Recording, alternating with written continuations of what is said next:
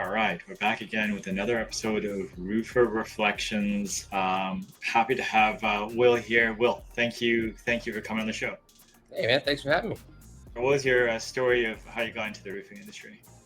Well, my dad had been in the roofing industry since the late 80s, early 90s. He actually started in asphalt paving side and ended up kind of high up with some facility managers, and the way he made his reports that got him into roofing. And then he created a roofing software in the early 2000s that eventually went to market. And when it went to market, that's when he recruited me. And, who am I having to help contractors navigate, using a CRM and taking photos through the system and generating reports. But it exposed me to the industry quite in depth, because I found myself implementing contractors of all shapes and sizes. I worked with literally 200 different contractors on implementing software in their business. And, I saw how this guy worked or this guy worked. And it was almost like a consultant role, because to implement software into a business, you have to know the business, right? And yeah, I spent a lot of time doing that, about 7 years doing that up front. Wow. Is that business still operating? It is, yeah. Long story there, got an equity group involved, and place turned different, I'll say, and didn't really see a future there. So 2017, I decided to go into the roofing world. And all this knowledge that I thought I had, I wanted to actually put it to practice. And I was very intrigued with this service leading mentality in the roofing industry, because it's been so fruitful for so many. So got a chance to join a team out of Fort Worth, commercial roofing company, did about 12 million in sales at the time. And I got a chance to really turn it into a service leading company. And that's where I learned roofing. And what I thought I knew really went out the window. I'm sitting in the seat day one, I'm having to invoice work orders, and I have no idea if these are the right materials. Do we do a good job? What's the bill? What should the bill be?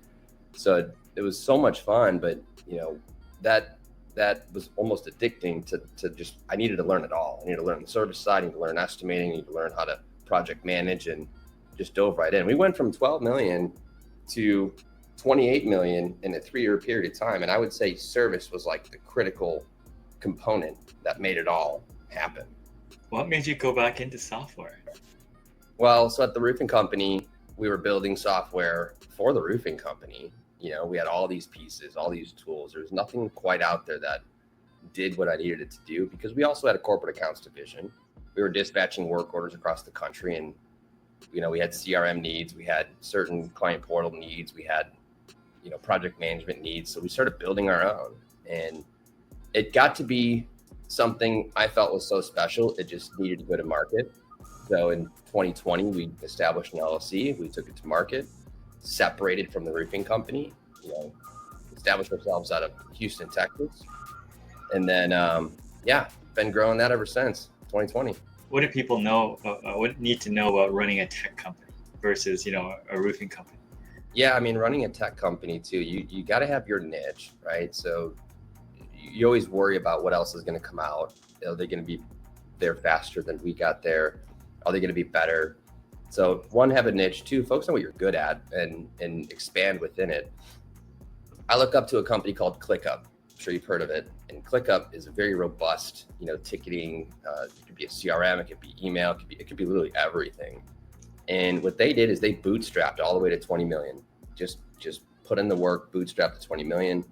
And they didn't need funding, but they got funding at 20 million because their solve was, we are going to crank out new features at a fast pace and respond to what people are asking for as quickly as we can. So that's kind of my mentality too. It's like, look, the industry is already going towards AI. We got plans for that. The industry is already moving towards full integration, automations, right? We already, are doing that. So for me, it's like, how can we stay ahead and keep our foot on the gas, but we don't want to break anything either, because the development cycles are very, you got to have really good processes in place, from idea to creation to QA testing to deployment to monitoring all the way through. What advice do you have people that say, hey, I want to become an entrepreneur related to roofing or in roofing? What sort of advice do you have for people that are, looking at that path? Yeah, I think well, the big answer too, because there's a lot of people coming into the roofing contractor world wanting to start a business, and I think the majority of them, from what I've seen, are like technicians or laborers that are like, you know what, I can do this. I can start my own company. And my advice would be to not focus on like going right in and selling the job and earning money and producing the work. It's really set up the company properly. Make sure you got the right insurance, right? Make sure you have the proper methods to do accounting. Those are my shortfalls, right? I have these ideas and like I want to dive right in and build and go, but like we need legal, right? We need the business setup, we need accounting, we need proper cash flow. And if you have all those pieces, and I see two sides of it, right? One is the entrepreneur side and the other is the operator. If you have a good pair, that can work really well.